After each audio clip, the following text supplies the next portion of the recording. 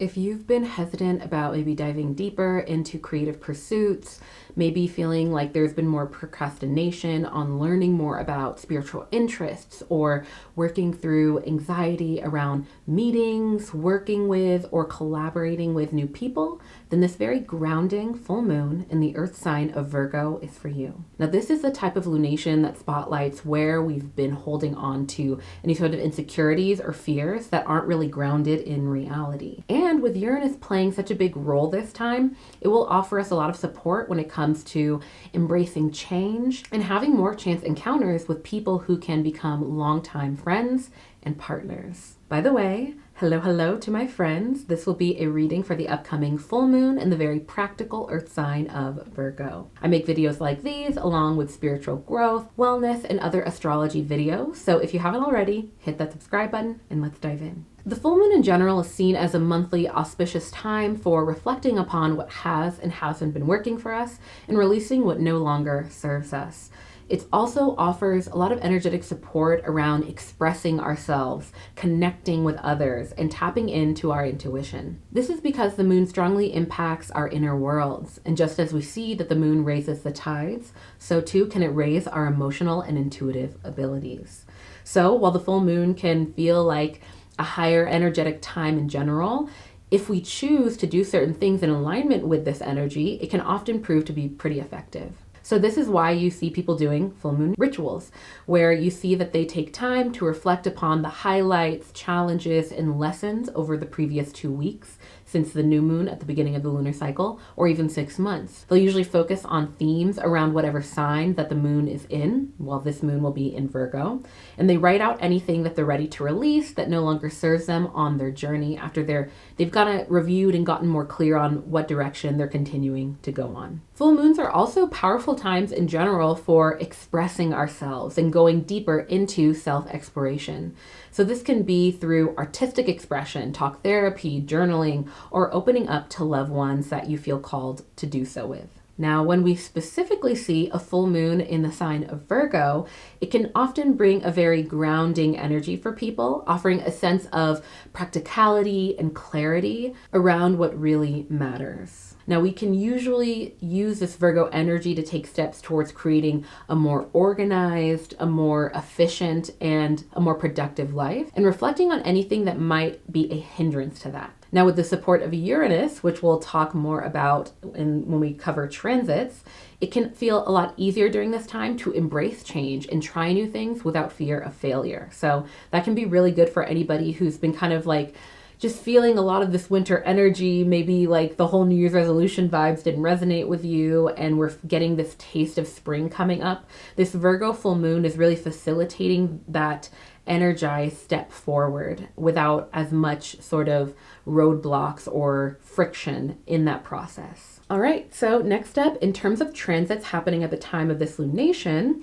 on March 7th, at the time of this lunation, one of the most important movements of the year, in my opinion, will be happening when Saturn enters the sign of Pisces. So as many of you already know, Saturn is a very slow moving planet and it moves through the signs. Usually it takes about 3 years. So Saturn only re-enters a sign about every 30 years. So this is why we see the name Saturn return, because around our 30th birthdays, Saturn returns to the sign that it was at the time of our birth. Now, if you want me to do a separate video on this topic, then definitely comment that below. But all I will say is shout out to anyone who has their Saturn return coming up, or your Saturn return is finally ending. I'd love to hear what your experience was in the comments below. So Saturn has been transiting the sign of Aquarius for the last 3 years. Now, Saturn is the planet of maturity, restriction, and responsibility. It's commonly called the strict teacher in astrology as it tends to bring about important lessons, often through challenges in our lives that usually call us to either realize that the thing that we're experiencing challenges around is worth fighting for, or if it was never something that was really aligned with us to begin with. It was never that serious, you know what I mean? And Saturn, being the strict teacher, is known to teach us our limits and really help us to take full form into alignment with what we are called to be doing, whether that's through harder lessons or easier ones. Just know that any pushback, roadblock, or friction that Saturn might bring is usually rooted in strict lessons for you to learn more about maturing and coming into your own and facing any sort of truths around living in alignment with what you're really supposed to be doing. So an interesting assignment for you could be for you to look at what house Saturn was transiting over the last 3 years, basically since COVID started, and kind of see where there might have been any lessons or challenges in your life at that time. Because I feel like when we can see where Saturn is in our charts at any given time, it can often help us to feel a little bit better about any challenges that were there, because we're able to see and understand, oh, those are challenges that were specific lessons for me to learn. And you can find more understanding and even closure within those realms that will now be closing out as Saturn enters the sign of Pisces and enters a new house. You can also look at what house Saturn will be entering to get a little bit more insight into what lessons might be arising within those realms. Now, when we see Saturn enter Pisces, the sign of spirituality, creativity, imagination, emotional flow, intuition, there can likely be stronger calling towards the significance of spirituality, emotional expression, and creative expression in our lives. Now, this transit will likely be felt on a more collective level and will likely bring about callings for things like humanitarianism, spiritual unity in a lot of ways. Many aspects of Piscean sort of characteristics in society will be challenged. So a more scrutinous eye will likely be on trending things like conspiracy, superficial new age practices, toxic wellness, or unfounded sort of diet and nutrition trends. But it will be likely through these larger challenges that will bring us to either grapple with the scrutiny and grow, or leave those distractions that aren't truly aligned behind us. Now, with all of that broader collective perspective out of the way, when we see Saturn in Pisces during the time of this full moon, it will definitely be helpful to explore where you might have over-relied on any sort of distractions or forms of dissociation or procrastination over facing emotional or even existential discomfort. So reflecting on those things can definitely help you to prepare for the themes of Saturn being in Pisces over the next 3 years. Next up, at the time of this lunation, we'll see that the sun will be sextiling Uranus. So if you've been looking to maybe socialize more, feel more inspired by new ideas, and get your creative juices flowing, this sextile that we'll be seeing between the sun in Pisces and Uranus in Taurus at the time of this full moon will definitely be of help. So a sun sextiling Uranus transit usually tends to offer more energetic support when it comes to direct action, as these planets work really strongly together in this type of sextile. So it can bring a sense of a little bit more excitement, maybe invigoration, innovation, and even unpredictability in our lives. And people may feel a little bit more spontaneous, rebellious, and open to change with this type of transit, which can be really good. Now, it can also be a time of enlightenment where we might gain new insights and perspectives that challenge our own preconceived notions. And seeing as the sun is in the very imaginative and spiritual sign of Pisces, these insights will likely come the easiest if we're more focused on spiritual and creative pursuits. So overall, if you've been on the fence with socializing or learning something new, or maybe doing something that's outside of your comfort zone, this sun sextiling Uranus transit can definitely offer a more optimal window into taking action within those realms, as we'll likely be presently surprised with what we discover. I feel like this transit, along with the ones that we'll be getting into, will really facilitate, if you choose to do so at this time, getting sort of organized in the home and including community within that space. So if you're somebody who has been interested in taking a new class or a workshop or going to a club meetup or, meetup.com, like finding people with similar interests and kind of getting more organized and practical about actually seeking those things, I feel like this transit, along with the next one, will be very helpful for that, because it really supports getting out of your comfort zone, because it can often make us feel a lot more adaptable and comfortable with a little bit of change. Next up, if this last transit interests you, this upcoming trine between the moon and Uranus actually couples pretty well to support the collective acceptance and embracing of change. So this trine that we're going to be seeing between the moon in Virgo and Uranus in Taurus will offer very easy flowing energy within the realms of both personal and private lives. Now this is because this transit involves the moon, which impacts our inner world and how we process our emotions, observations, and experiences. So we'll likely feel a lot more ready for new opportunities and forming new relationships internally. Now this can look like new collaborations, meetings with different people from different backgrounds, hearing new perspectives or new approaches, especially when it comes to things like work or collaborative spaces. Overall, this energy will be most strongly felt if you choose to put yourself out there. So if you've been sort of waiting for a supportive time to meet new people, learn new perspectives, in general, that saying will definitely apply to you. If you seek, you shall find. And before we continue on, if this video has resonated with you so far and you're enjoying it, then be sure to hit that subscribe button and turn on notifications, because I make videos like these for every full and new moon, along with custom spiritual and wellness videos. Okay, next up, let's talk collective perspective. For any of y'all who are new here, collective perspective is a new segment that I added to my full and new moon astrological readings, where I offer a reading relative to the collective perspective of it all, where I focus on giving you a few ideas for ways that you can engage in your community, whether that's from a humanitarian perspective, volunteer perspective, in ways that we can connect with the community that's most aligned with the astrological transits at hand. So as discussed in this video, there's a lot of strong earthy, grounding Virgo energy that's going to really facilitate us and the collective finding a lot more grounding through consistency, and feeling a lot more comfort in having those predictable resources that shelter. So there are many types of volunteer or humanitarian works that provide shelter and resources to people in need. So here are two examples that I brought together. First up is connecting with your local homeless shelter. So homeless shelters provide temporary housing for people who are experiencing homelessness. They usually offer food, clothing, and other basic necessities, as well as services such as job training, counseling, and healthcare. So when you find any sort of local shelters and either call or visit their website, you can usually find lists of what they specifically need to be given to them. So you can directly give to people in your community what they specifically need. Next up is disaster relief organizations. So these organizations provide emergency assistance for people who might be affected by things like natural disasters such as hurricanes, earthquakes, and wildfires. They may also set up temporary shelters, distributing food and water, providing medical care, and helping with rebuilding efforts. So if these types of community outreach and engagements resonate with you, I've left some links for websites that can help you connect with local shelters and volunteer opportunities in the video description.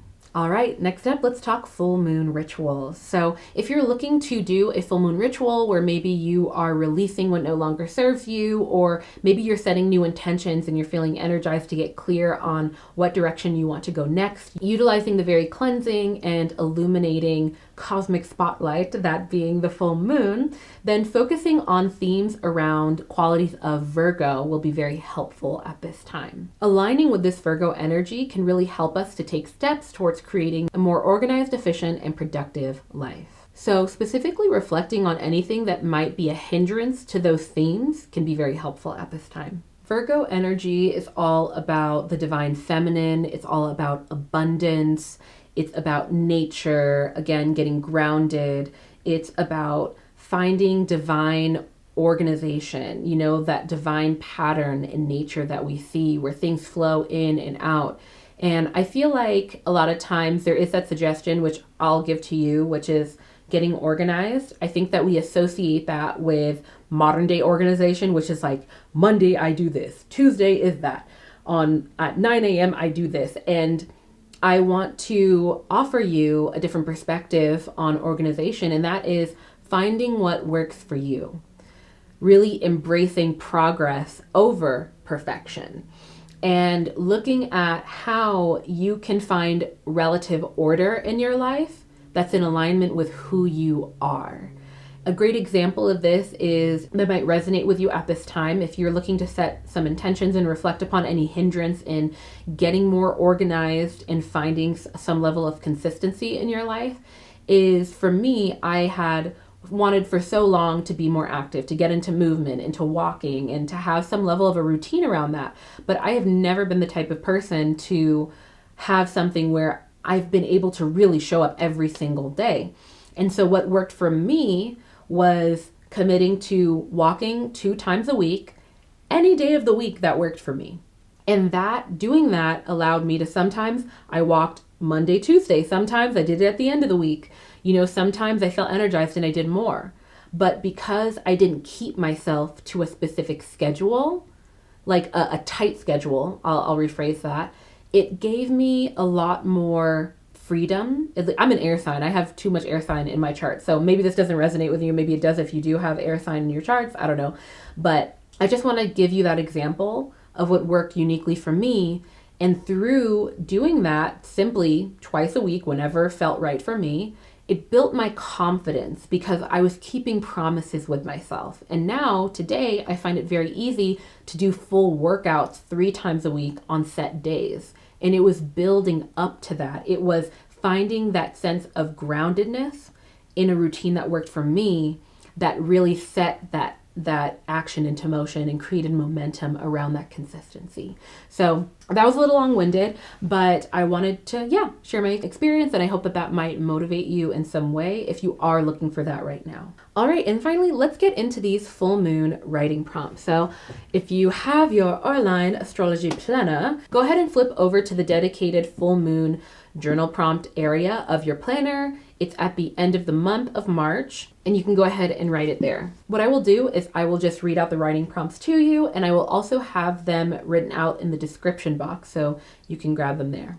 And 2 quick announcements. We're still doing the BOGO sale where you literally get a free planner with the purchase of a wall calendar. So for $22, you get both on the website. So if you've been waiting, go ahead and check that out on the Auralign website. The other announcement is that in mid-March, we are going to have the spring equinox, and that means that it will be time for seasonal reflections. And as many of you know, in the Auralign Planner, we have a whole seasonal reflection section, and I did a live stream in January or at the end of December where we reflected on the fall season as we entered into the winter season. We set intentions together for the new season, shared our highlights, challenges of the previous season, our intentions for the next, and it was really, really fun and inspiring. And I'm really excited to announce that we will be doing another live stream of that. So if you want to be notified for when that happens, hit the bell, and I will also leave an email list link in the video description. So you will know when it happens, which will be likely in mid-March. Oh, and I will be doing a full moon guided meditation for this Virgo full moon. So, okay, sorry about that. With announcements out of the way, let's dive into these writing prompts.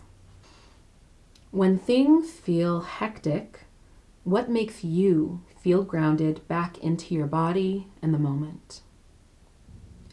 In what ways has past distractions or forms of dissociation helped you or hurt you? What does the phrase getting organized look like for you from a practical perspective? And finally, is there anything you're ready to release at the time of this full moon? This can look like limiting beliefs, habits, patterns, environments, or people. If anything at all. All right, next up, I'm going to go ahead and answer 1 or 2 of the writing prompts to catch y'all up on my life a little bit and to spark some conversation. So in recent months, and I want to say over the last year or so, cleaning my environment, whether that be my office or my home, has been a powerful mode of grounding for me, as it's really helped me to clear my mind. And I wonder almost if it's a form of extended cognition. I learned more about extended cognition recently. It's like this subsect of psychology that explores how our external world impacts how we process things and the state of our mindset. So that can look like how community and interacting with people can help us to process different ideas that we might have already had through hearing different perspectives and things like that, or getting support. And I feel like another example of that could be, or I guess a way that I'm trying to explain it is that when I have a cleaner space or a more organized space, I often feel a lot more relaxed. And I think for me, it's because, you know, I visually see that things are in order. So it helps my mind.